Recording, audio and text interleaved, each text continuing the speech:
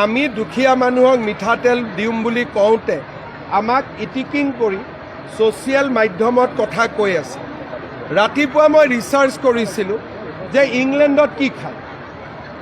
তেতিয়া মই গম পালোঁ যে ইংলেণ্ডত ছানফ্লাৱাৰ তেল খায়।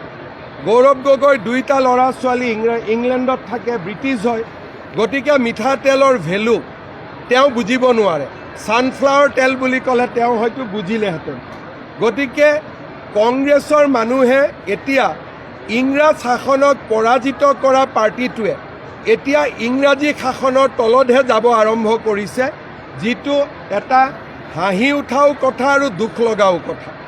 আমি দুখীয়া মানুহক মিঠাতেল দিম বুলি কওঁতে আমাক ইটিকিং কৰি ছ'চিয়েল মাধ্যমত কথা কৈ আছে। ৰাতিপুৱা মই ৰিচাৰ্চ কৰিছিলোঁ যে ইংলেণ্ডত কি খায়। তেতিয়া মই গম পালোঁ যে ইংলেণ্ডত ছানফ্লাৱাৰ তেল খায়। গৌৰৱ গগৈ দুইটা ল'ৰা ছোৱালী ইংলেণ্ডত থাকে, ব্ৰিটিছ হয়, গতিকে মিঠাতেলৰ ভেলু তেওঁ বুজিব নোৱাৰে।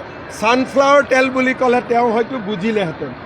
গতিকে কংগ্ৰেছৰ মানুহে এতিয়া ইংৰাজ শাসনক পৰাজিত কৰা পাৰ্টিটোৱে এতিয়া ইংৰাজী শাসনৰ তলতহে যাব আৰম্ভ কৰিছে, যিটো এটা হাঁহি উঠাও কথা আৰু দুখ লগাও কথা।